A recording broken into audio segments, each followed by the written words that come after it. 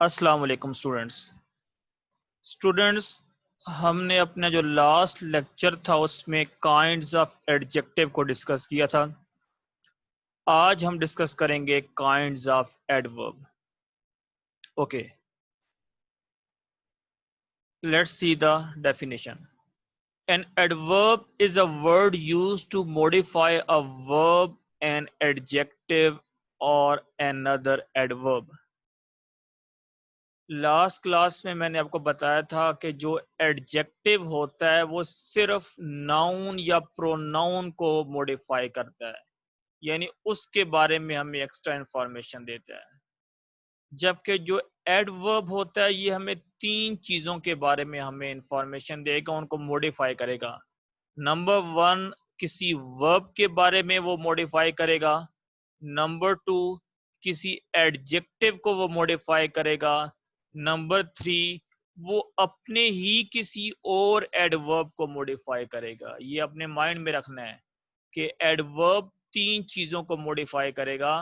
वो किसी वर्ब को मॉडिफाई करेगा, वो किसी एडजेक्टिव को मॉडिफाई करेगा, या वो किसी और एडवर्ब को मॉडिफाई करेगा। जबकि जो एडजेक्टिव है जो हमने लास्ट क्लास में डिस्कस किया था वो सिर्फ नाउन या प्रोनाउन को मॉडिफाई करता है। तो आपने ये माइंड में रखना है कि एडवर्ब तीन चीजों को मॉडिफाई करेगा। जैसे फर्स्ट देखें एग्जांपल, शी स्विम्स क्विकली। अब क्विकली डिफाइन कर रहा है स्विम्स को। स्विम्स मेरे पास वर्ब है। अब यहाँ पे जो चीज वर्ब को डिफाइन करेगी वो क्या होगी? एडवर्ब होगी। तो इसलिए यहाँ पे ये जो क्विकली है वो वर्ब को डिफाइन कर रहा है, स्विम को डिफाइन कर रहा है। सेकंड एग्जांपल देखें, शी स्विम्स एक्सट्रीमली क्विकली।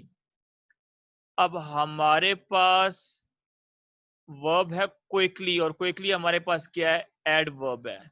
अब एक्सट्रीमली भी डिफाइन कर रहा है क्विकली को, यानी एक एडवर्ब किसी और एडवर्ब को डिफाइन कर रहा है। यहां देखिए एक्सट्रीमली डिफाइन कर रहा है, क्विकली को डिफाइन कर रहा है। तो यानी एक और एडवर्ब किसी और एडवर्ब को डिफाइन कर रहा है। तो ये एक्सट्रीमली हमारे पास क्या बन गया? एडवर्ब बन गया। नेक्स्ट एग्जांपल देखें हमारे पास, she is an extremely quick swimmer. अब यहाँ एक्सट्रीमली किसको डिफाइन कर रहा है? क्विक को डिफाइन कर रहा है। और क्विक हमारे पास क्या है? एडजेक्टिव है। स्विमर हमारे पास नाउन है। क्विक डिफाइन कर रहा है स्विमर को, नाउन को डिफाइन कर रहा है, तो क्विक हमारे पास क्या बन गया? Adjective.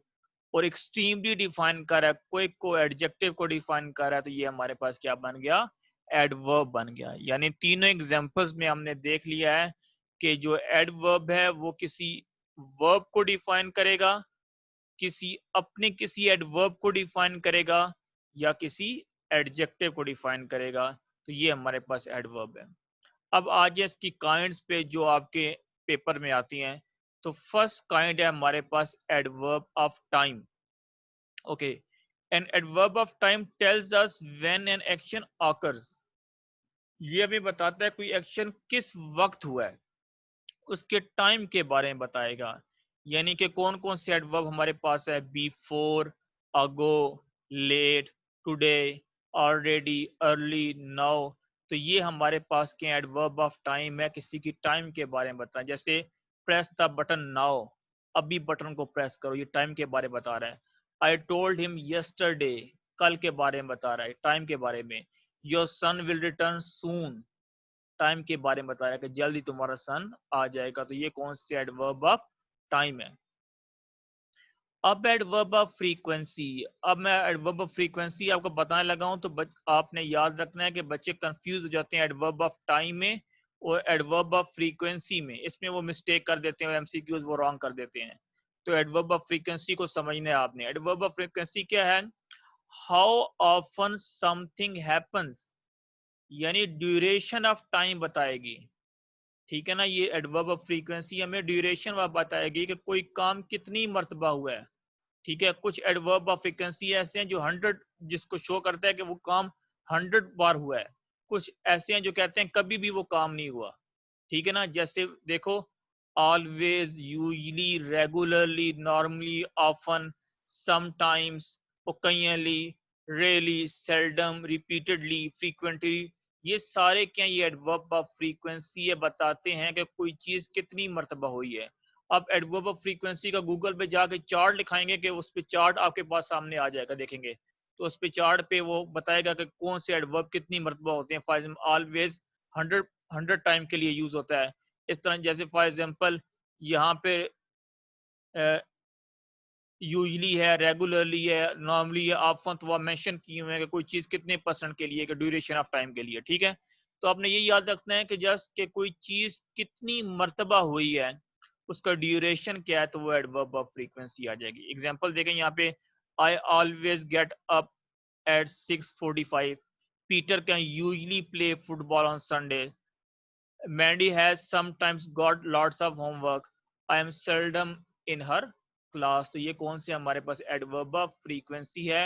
How often something happens है, ये आपने माइंड में रखना है। अच्छा, नेक्स्ट आ गया हमारे पास adverb of place. Adverb of place tells us where an action occurs, के कोई एक्शन कहाँ पे हुआ है, उसकी प्लेस कहाँ पे है, तो वो हमें एडवर्ब ऑफ प्लेस आ जाएगा। जैसे everywhere, in, out, beneath, below, underneath, here, there, up, down, ये सारे हमारे पास के एडवर्ब ऑफ प्लेस हैं, किस चीज की प्लेस को शो करेंगे। जैसे daisy grow everywhere, I didn't put it there, I didn't put it in the box, he is here. So here, in, there, everywhere, these are adverb of place. Next is adverb of manner, tells us how an action occurs, कोई action किस तरह हुआ है, उसका manner क्या है। ठीक है, इसे स्ट्रिक्टली, क्लियरली, ऑनेस्टली, इजीली, तो ये एडवर्ब ऑफ मैनर है, बताते हैं कोई काम किस तरह हुआ है, एक्शन का मैनर क्या है। He pass the reset easily, the lion crawled stealthily, the lion crawled like an escape convict, तो यहाँ पे like an escape convict, stealthily, easily, तो ये क्या एडवर्ब ऑफ मैनर है, कोई काम किस तरह हुआ है, उसका एक्शन का मैनर क्या है। Okay, next is adverb of degree और क्वांटिटी। डिग्री और क्वांटिटी से पता चल गया कि ये हमें बता रहा है कि एक्शन की कितनी तादाद है, कितनी वो क्वांटिटी में मौजूद है। ठीक है ना, ये देखें, enough, fully, too, quite, very, almost, तो ये सारे उसकी क्वांटिटी को शो कर रहे हैं, उसकी डिग्री को शो कर रहे हैं। तो ये हमारे पास क्या बन गया, एडवर्ब ऑफ डिग्री और क्वांटिटी। जैसे that is the farthest I have ever jump, we were very happy, she walk too slowly, these mangoes are almost ripe, तो almost, to, very, farthest, तो बता रहे हैं उसकी क्वांटिटी कितनी है। For example we were happy, कितने happy थे, वेरी हैप्पी, उसकी डिग्री बता दी, बहुत हैप्पी थे। She walks too slowly, she walks slowly, कितना स्लो चलती है, टू स्लोली, बहुत स्लोली चलती है। तो ये क्या है कि ये उसकी डिग्री बता रहे हैं, क्वांटिटी बता रहे हैं हमें।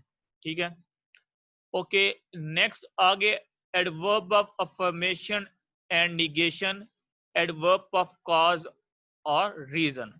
ऊपर जो जितने मैंने एडवर्ब डिस्कस किए हैं वो आपके 9th और 10th के जो फेडरल बोर्ड है उसके एमसीक्यूज में आते हैं, जबकि इंटर में ये 3 जो और 4 जो है एडवर्ब्स हैं ये भी इंक्लूड हो जाते हैं। यानी ऊपर जितने डिस्कस कर चुके हैं वो मैट्रिक में आते हैं, मैट्रिक तक वो देता है फेडरल बोर्ड में, उसके बाद ये वाले वो मैट्रिक में नहीं देता।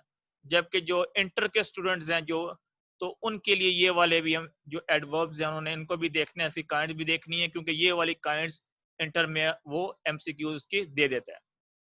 Okay, adverbs of affirmation and negation. Okay, first देखें एडवर्ब ऑफ अफर्मेशन।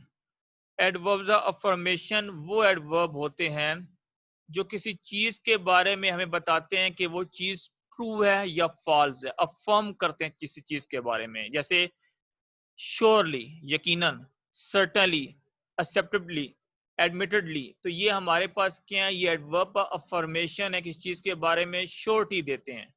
सर्टनली हमारे पास, एडमिटेडली, ये श्योर किसी चीज के बारे में हमें कर देते हैं। ये जो मैंने यहाँ पे लिखे हैं आपने बस यही कर लेंगे तो इंटर में यही एडवर्ब ऑफ अफर्मेशन आते हैं।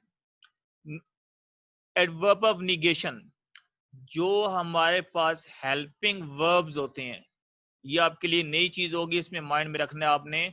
जो हमारे पास हेल्पिंग वर्ब्स होते हैं एक्चुअली वो एडवर्ब्स होते हैं, और उनको हम एडवर्ब ऑफ निगेशन कहते हैं।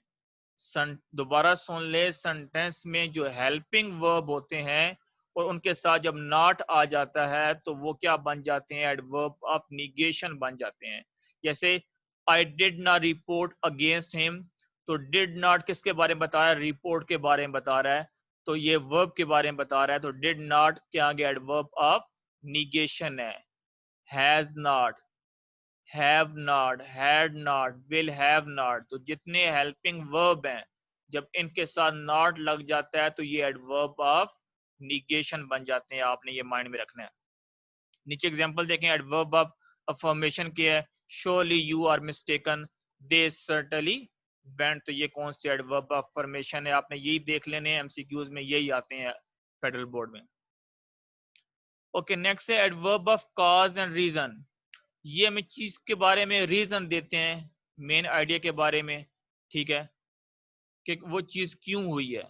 जैसे कॉन्सिक्वेंटली, देयरफॉर, रिजल्टेंटली, तो ये हमारे पास क्या है, एडवर्ब ऑफ कॉज और रीजन है, इसको हम कॉज और रीजन कहते हैं एडवर्ब, ठीक है। ये आपने कर लेने, यही आते हैं कॉज और रीजन में। जैसे he is hence unable to refute the charge, hence he therefore left school, इसलिए उसने स्कूल को छोड़ दिया। तो कॉन्सिक्वेंटली, देयरफॉर, रिजल्टेंटली किस चीज के रीजन के बारे में बताते हैं, तो ये हमारे पास क्या हो गए, एडवर्ब ऑफ कॉज और रीजन। ओके स्टूडेंट्स, तो यहाँ तक थे हमारी आज की class adverb of kinds of adverb की। ओके, अल्लाह हाफिज।